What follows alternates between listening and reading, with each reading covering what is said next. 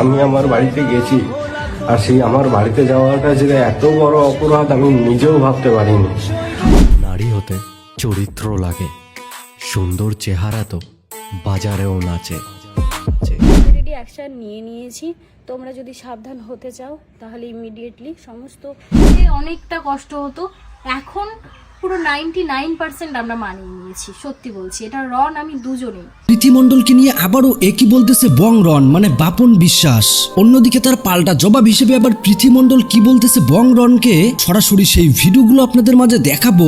এখন একজন আরেকজনকে মিন করে ভিডিও বানা চালু করে দিচ্ছে, মানে কে কি রকম, কার চরিত্র কি রকম, এইসব বর্তমান ভিডিওতে তুলে ধরা হচ্ছে। তো প্রিয় দর্শক, কোন ভুলের কারণে আসলে তাদের এত সুন্দর জুটি আজ বিচ্ছেদ হয়ে গেল তা এই ভিডিওটি দেখলেই আপনারা বুঝতে পারবেন। তারা দুইজনেই কিন্তু প্রেম ভালোবাসা করে বিয়ে করেছে, কিন্তু তাও টিকলো না। তো চলুন দেখে আসি এর আসল কারণটা কি। পিথির বাবা দোকান খুলেছে এবং সেই দোকানটা পিথি করে দিয়েছে, এটাই পিথির দিদি এবং পিথি সবাইকে বোঝাচ্ছে। কিন্তু না, এই টাকাটা শুধু কি পিথি করেছে? বন্ধুরা, তোমরা যেটা বলছো একদম ঠিক। রনের টাকায় আজকে ফুটানি মারছে পিথি, আর রনকে দুচ্ছাই করছে, রনকে পাত্তা দিচ্ছে না। তো যাই হোক, একটু কাটতে হলো। রনের টাকায় ফুটানি মেরে রনকেই পাত্তা দিচ্ছে না। পিথি দেখো, তোমাকে এত বোঝাবার পরেও যে কাজগুলো তোমরা করছো, তোমরা নিজেরাই ক্রেডিট নিচ্ছ, কিন্তু আজকে রন না থাকলে তোমার এক্স বয়ফ্রেন্ড তোমাকে যেভাবে বাজারে বিক্রি করছিল, তোমার অস্তিত্বই মুছে যেত, অস্তিত্বই থাকতো না, তাই না পিথি? আজকে রনের সাথে এরকম করছো, খারাপ লাগছে না তোমাদের? এতবার বললাম যে তোমরা দুজনে এক হয়ে যাও, ইগোটাই বড় হলো, তোমাদের দুজনকে এক ফ্রেমে দেখতে চাই। রন তো এইভাবে শেষ হয়ে যাবে না। আজকে তার পরিবার তার সাথে কি করেছে আমরা কেউ অজানা নয়, আমরা সবাই। যে পিথির বাবাকে দোকান খুলে দিল, এই যে সবকিছু ফুটানি মারছে, কত টাকা ইনকাম করছে পিথি? সব তো রনের টাকায় ফুটানি মারছে। রন তো ব্যাংক ব্যালেন্স করে দিয়েছে। শুধু রন এখন একা রনের পরিবারকে ব্যাংক ব্যালেন্স করে দিয়েছে, রনের পরিবারকে বড়লোক করে দিয়েছে, পিথিকেও করে দিয়েছে, কিন্তু রনের কাছে কিচ্ছু নেই। পিথি রনের টাকায় ফুটানি মারছে আর রনকেই পাত্তা দিচ্ছে না। না, এই যে কথাগুলো শুনলে, এই কথাগুলো আমার নয়, তোমরা একটু দেখে এসো পিথির কমেন্ট বক্স এবং রনের কমেন্ট বক্স, ঠিক আছে? একটু দেখলেই তোমরা চেক মানে বুঝতে পারবে এই কথাগুলো পিথিকে বলছে। তোমার লজ্জা লাগে না? তোমার কি ক্ষমতা আছে? তুমি তো রনের টাকায় ফুটানি মারছো, রনের টাকায় বাবাকে দোকান কিনে দিয়ে বলছো আমি আমার বাবার জন্য কিছু করেছি। তোমার একা করার ক্ষমতা আছে? এই যে একটা কমেন্ট, এই যে কতটা খারাপ লাগছে, এই যে মানুষজনের মধ্যে কিভাবে ছড়িয়ে যাচ্ছে। এবং আমি একটা ইয়েও দেখে এলাম, রনকে শাড়ি পরিয়ে নোংরাভাবে ফটো পোস্ট করেছে, তারপরে কেউ কমেন্ট করেছে হ্যাঁ একটা মাতালখোরকে একদম ঠিক মানাচ্ছে, মানে বিচ্ছিরি। রনকে নিয়ে যেভাবে চলছে এগুলো বিচ্ছিরি চলছে। আর পিথির এক্স বয়ফ্রেন্ড তো চালিয়ে যাচ্ছে ভিডিও, মিলিয়ন মিলিয়ন ভিউজ পাচ্ছে, ও তো থামবে না, ও চালিয়ে যাচ্ছে। তো সেটা নয়, কথাটা হলো এই যে পিথির বাবা একটা দোকান করেছে, সেটা মেয়েই করে দিয়েছে। তো সেটা রনের টাকা, তোমরা কি করে জানলে? পিথি কি কিছু ইনকাম করেনি? আমি মানছি না, এটা বলবো না যে রন পিথির জন্য কিছু রাখেনি বা পিথির জন্য কিছু করেনি। হতেই পারে যদি রনের টাকাতেই পিথি তার মানে দুজনেই ইনকাম করে, যদি মানে দুজনেই তো চ্যানেলে ইনকাম করতে আমি দেখেছি, দুজনা করে যদি তার বাবার জন্য কিছু করে থাকে, তাহলে কেন তোমরা এইসব কথা বলে দূরত্ব বজায় করছো, ঝামেলার অশান্তি সৃষ্টি করছো? পিথি পারে না তার বাবাকে দোকান করে দিতে? পিথি কিছুই পারে না, এটা বলতে চাইছো? পিথি কিচ্ছু পারে না? মানে সিরিয়াসলি বলছি, তোমাদের চিন্তাধারাগুলো কোথায় এসে নেমেছে একটু দেখো। মানুষকে তোমরা নিচু করতে করতে তোমাদের মতো ভিউয়ার্সদের জন্য আজকে কিছু কিছু মানে স্বামী স্ত্রীর অশান্তির সৃষ্টি হচ্ছে। পিথি তার বাবাকে দোকান খুলে দিয়েছে, সেটা রনের টাকায়। তোমরা কি করে জানলে? রন বলেছে? রন বলেছে? হ্যাঁ, রন এটার আগে চোটে বলেছে আমার গলার চেনটাও দিয়ে দিয়েছি, আমি তোমাদের সব করে দিয়েছি, বেশ করেছে বলেছে। তার স্বামী স্ত্রীর মধ্যে অশান্তি হচ্ছে, তারা যদি ও একে অপরকে কাদা ছিটাচ্ছে, সেটা আমাদের খারাপ লাগছে, সেটা আমরা বলছি যে করো না, তারা বলছে। বাট আমাদের তো এক্সট্রা কথা বলা উচিত না? রন তো কোথাও বলেনি যে পিথি যে দোকানটা করেছে আমার টাকায়। তাহলে তোমরা এতটা কনফার্ম করে, মানে কনফার্ম হয়ে কি করে কমেন্টটা করতে পারো? কি করে কমেন্টটা করতে পারো? তোমাদের লজ্জা লাগে না? হ্যাঁ, যা খুশি হয় তাই করতে লাগো, তাই না? একটা মিনিমাম সেন্সটুকু নেই তোমাদের, লজ্জাটুকু নেই তোমাদের। লজ্জা আছে, লজ্জা সেটুকু নেই তোমাদের। মানে যা পারছো তাই শুরু করে দিয়েছো। কেন? কেন? পিথি যদি তার বাবাকে দোকান করে দেয়, সেটাও রনের টাকা, পিথি তার বাবার জন্য কিছু করতে পারবে না? পিথি কি বেকার? রনও বেকার নয়, পিথিও বেকার নয়। পিথির যা ভিউজ হয়, আমি বলছি, আমি রনকে ছোট করছি না এখানে, অবশ্যই রনের অবদান আছে। আজকে পিথিকে যে অবস্থায় ওর এক্স মানে বয়ফ্রেন্ড যা করে দিয়েছিল, আজকে রন না থাকলে মাথা তুলে আজকে পিথি দাঁড়াতে পারতো না। এটা পিথি যা বলবে বলুক, আমি জোর গলায় বলছি, পিথিকে আমি সাপোর্ট করি, আমি রনকেও সাপোর্ট করি, কিন্তু যেটা ঠিক সেটা আমি বলবো। এটা সত্যি কথা। আজকে রন না থাকলে পিথিকে একদম পুরোপুরি ওই অসভ্য জানোয়ার ছেলেটা শেষ করে দিচ্ছিল, এবং এখনো আবার শুরু করেছে পিথিকে নিয়ে নোংরা নোংরা কথা বলা শুরু করেছে, পিথির জীবনে ঢোকার চেষ্টা করছে। সেটা নিয়ে আমি পরে ভিডিও করবো, এটাতে বলবো না। কিন্তু পিথির যা ভিউজ হয়, ঠিক আছে, ও হামেশাই পারেন বাবার জন্য একটা কিছু করতে। তাহলে এখানে পুরোপুরি বলতে পারো না তুই রনের টাকায় করে নিজের নামটা কামাবি না? যারা তোমরা রনের হয়ে পিথিকে বলছো, তোমরা রনেরও নাও, তোমরা রনকেও ভালোবাসো না, অ্যাকচুয়ালি তোমরা অশান্তি লাগাচ্ছ। একটা মেয়ে তার বাবার জন্য কিছু করেছে, সত্যি একদম পিথিকে হাততালি দিব যে তার বাবার জন্য কিছু করেছে, মা বাবার জন্য কিছু করেছে, এটা করা উচিত প্রত্যেকটা সন্তানের। তার ছেলে নেই তো কি হয়েছে, মেয়ে ছেলের কাজ করছে, তো মেয়েদেরকে ছোট চোখে দেখতে নেই, ঠিক আছে? তো এটাই বলতে চাইছি, মানুষের মনের মধ্যে কি নোংরা নোংরা চিন্তাধারা। এই যে কালকের ভিডিওটা তোমরা দেখেছো, দেবলীনা ডিভোর্স হয়নি, কিন্তু দেবলীনাকে নিয়ে নোংরামো শুরু করে দিয়েছে সোশ্যাল মিডিয়াতে এর মাধ্যমে ফটো দিয়ে। কি খারাপ লাগে না? কি খারাপ লাগে না? তবে আরেকটা ভিডিও আমি আনবো বন্ধুরা, যেটা কিনা পিথিকে নিয়ে খেলা চলছে একটা আইডি থেকে, তো সেটা আমি ক্লিয়ার করে দেবো। মানুষ, এটা আমিও ভুল করেছি, তো সেটা আমি পরের ভিডিওতেই বলবো, এই ভিডিওতে নাই বা বললাম। এটাই বলছি, প্লিজ মানুষের জীবনের মধ্যে এরকম করে অশান্তির সৃষ্টি করো না। মানুষের পাশে যদি দাঁড়াতে না পারো, দাঁড়িও না, কিন্তু অশান্তির সৃষ্টি করো না। আমি রনকে আর পিথিকে হাত জড়ো করে বলছি, আমার থেকে ছোট হবে, তাও আমি হাত জড়ো করে বলছি, ভাই বোন তোরা এক হয়ে যা, সরি তোমরা এক হয়ে যাও, ঠিক আছে? এগুলো ভালো লাগছে না তোমাদেরকে, এই যে কাদা ছোড়াছুড়ি একদম ভালো লাগছে না। আর মানুষকে একদম বুঝিয়ে দাও, তোমাদের ভালোবাসা এ জন্মে কেউ ভাঙতে পারবে না, একমাত্র ভগবান ছাড়া। তাই তোমরা বুঝিয়ে দাও দুজন দুজনকে এক হয়ে যাওয়ার। আমি এটা জানি পিথি কখনোই ওই বাড়িটা ছাড়বে না, কেননা ওটা রনের দেখা। একজন এখানে বলেছে আমাকে, কি করে ছাড়বে, ও তো লোভী মেয়ে, ও তো লোভী, এরকম করে বলেছে। পিথি নাকি লোভী না, পিথি লোভী নয়। পিথি যদি লোভী হতো, আজকে আমি গ্যারান্টি দিয়ে বলছি, পিথি আজকে নিজের আখেরটা গোছাতো, একদম জোর গলায় বলছি। পিথি লোভী নয়। পিথি যদি লোভী হতো, সে তার বাড়িতে থেকে ভিডিও করে করে যে টাকা ইনকাম করেছে, সে ওর বাবার বাড়িতে রাজপ্রাসাদ করতে পারতো, ঠিক আছে? ও যেখানে থাকবে শ্বশুর বাড়িটা স্বর্গ করার চেষ্টা করেছিল সবাইকে মানিয়ে নিয়ে সবার সাথে চলার। কিন্তু কপালের নাম গোপাল, সব তো ঠিক হয় না, না সবাই তো ঠিক নয়।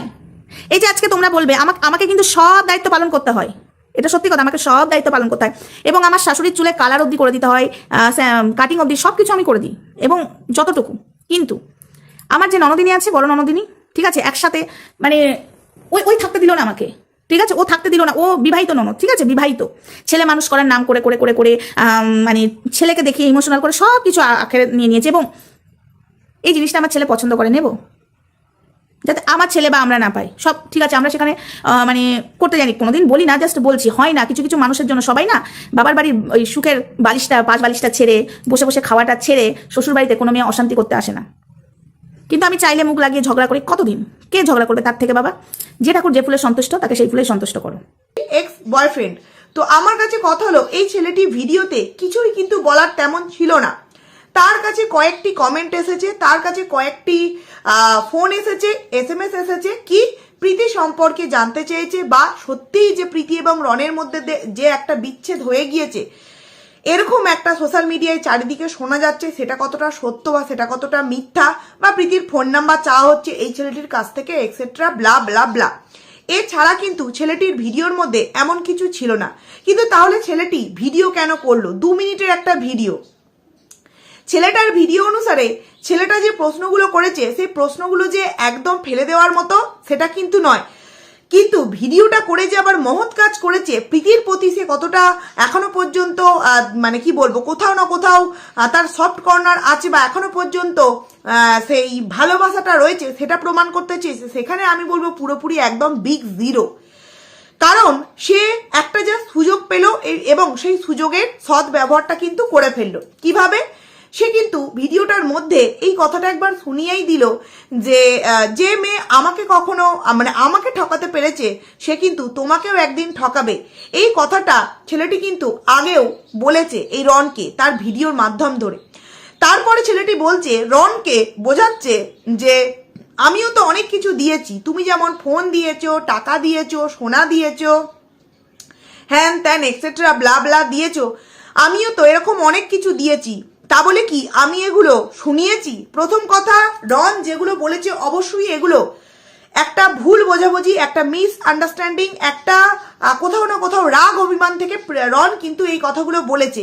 এবং কি জানাতো, ওই যে প্রথমেই প্রশ্নটা করলাম যে পাহাড়ে থাকাকালীন রন এই কথাগুলো কেন বললো না, কেন এখানে এসেই এই কথাগুলো বলতে হলো?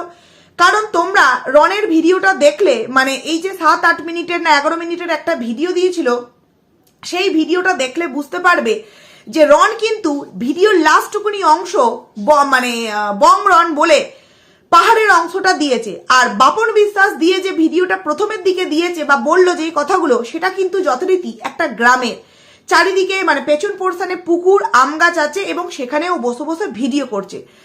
তার মানে এক্ষেত্রে পুরোপুরি বোঝা যাচ্ছে যে রন কিন্তু গ্রামে চলে এসেছে, তার বাড়িতে কিন্তু চলে এসেছে।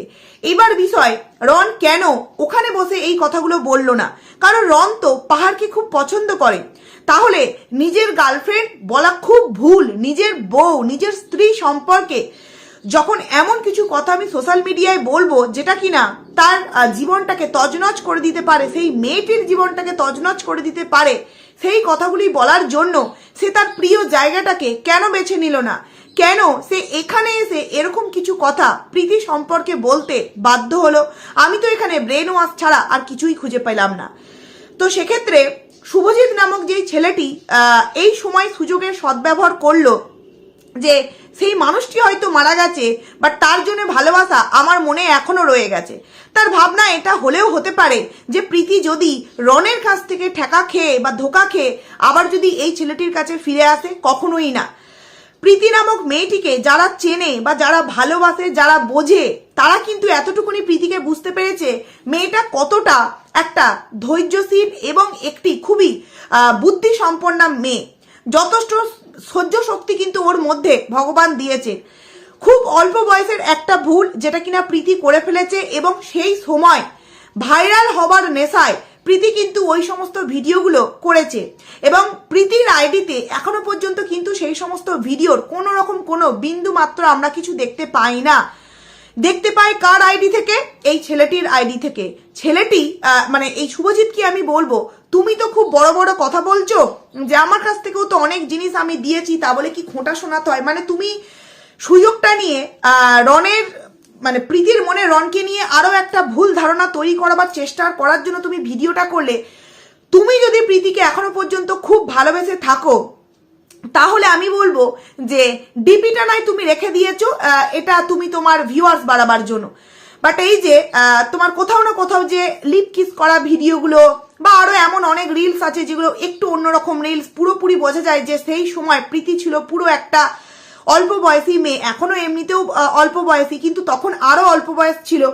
তো সেই রিলসগুলো রেখে দেওয়ার মানে কি? প্রীতিকে সবার সামনে ছোট করা, প্রীতির চরিত্র নিয়ে যেই মানুষগুলো আঙুল তোলার সাহস না পাবে সেই মানুষগুলো ওই রিলসগুলো দেখিয়ে চরিত্রে আঙুল তুলতে পারবে, বা 10টা মানুষ যারা জানে না তারা আরো জানতে পারবে যে মেয়েটি কি দেখিয়ে ভাইরাল হয়েছিল। সত্যিই কি তাই? আজকে প্রীতি সেই সমস্ত ভিডিওগুলো সোশ্যাল মিডিয়ায় মানে আপলোড করেছিল, টিকটকে আপলোড করেছিল, তাই হয়তো সেইগুলো এখনো পর্যন্ত মানুষ নিয়ে আলোচনা করতে পারছে।